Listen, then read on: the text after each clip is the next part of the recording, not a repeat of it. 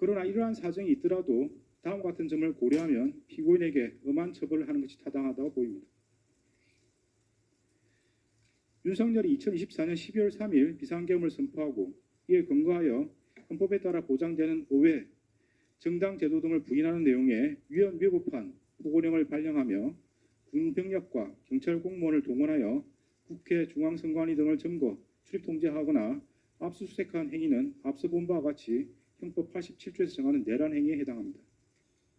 이러한 대한민국에서 친위 쿠데타가 발생한 경제적, 정치적 충격은 기존 내란 행위와는 비교할 수 없을 정도에 이른다고 보입니다. 이러한 점에서도 기존 내란 사건에 관한 대법원 판결들은 피고인에 대한 형을 정함에 있어 기준이 될 수 없습니다.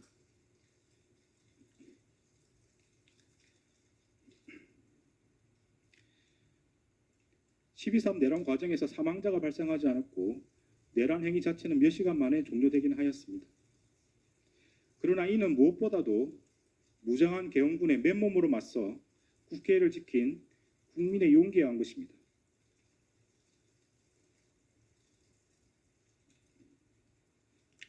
이에 더하여 이러한 국민의 저항을 바탕으로 신속히 국회에 진입하여 비상계엄 해제 요구안을 의결한 일부 정치인들의 노력, 대한민국 역사에 있었던 내란의 암울한 기억을 상기하면서 위법한 지시와 명령에 저항하거나 혹은 어쩔 수 없이 이를 따르더라도 소극적으로 참여한 일부 군인과 경찰 공무원의 행동에 의한 것입니다. 결코 12.3 내란 가담자에 의한 것이 아닙니다. 따라서 12.3 내란 가담자에 대한 형을 정함에 있어 피해 발생이 경미하였다거나 짧은 시간 동안 진행되었다는 사정을 깊이 고려할 수는 없습니다. 이를 원래대로 회복하는 것은 대단히 어려운 일이 될 것입니다. 따라서 그러한 내란 행위를 사전에 차단할 필요가 있고 이러한 목적을 달성하기 위해서는 내란 행위에 가담한 사람들을 무겁게 처벌하는 것이 불가피합니다.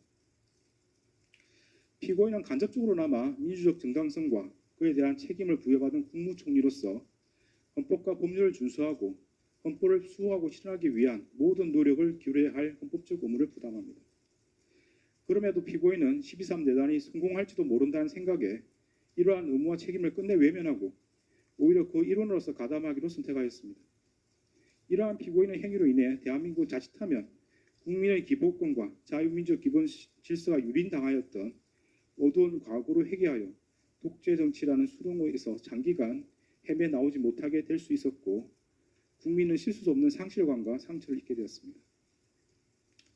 피고인은 국무총리로서 12.3 내란의 진실을 밝히고 그에 합당한 책임을 지기는커녕 사후 자신의 안위를 위하여 이 사건 비상계엄 관련 문구를 은닉하고 비상계엄 선포가 적법한 절차에 따라 이루어진 것처럼 보이기 위해 허위 공문서를 작성하였다가 폐기하였으며 헌법재판소에서 위정하였습니다. 피고인은 재판 과정에서도 허위로 진술을 번복하고 대통령실 CCTV와 같은 객관적인 증거에도 불구하고 아무런 기억이 나지 않는다고 주장하는 등 진실을 은폐하고 책임을 벗어나고자 할 뿐입니다.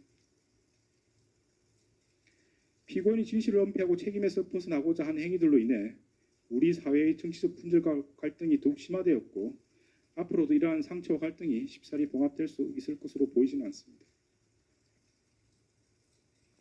피고인이 진실을 은폐하고 책임에서 벗어나고자 한 행위들로 인해 우리 사회의 정치적 분열과 갈등이 더욱 심화되었고 앞으로도 이러한 상처와 갈등이 쉽사리 봉합될 수 있을 것으로 보이지는 않습니다.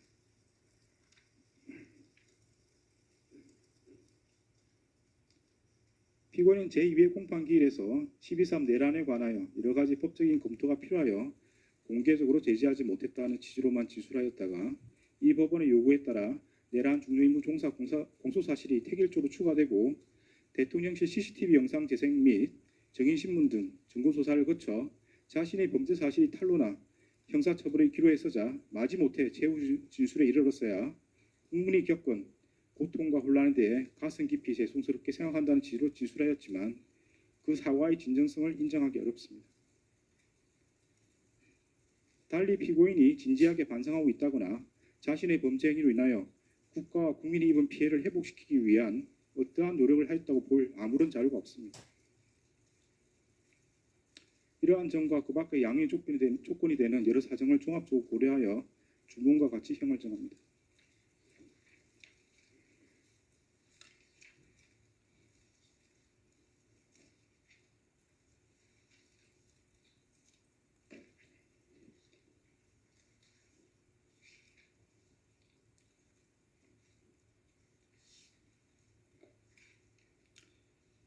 주문.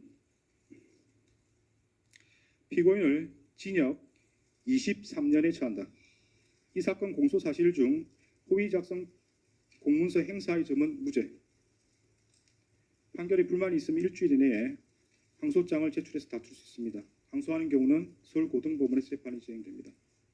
을 제공하고 주문의 무죄로 표시된 부분에 대해서는 관보나 신문 등에 이를 기재할 수 있습니다.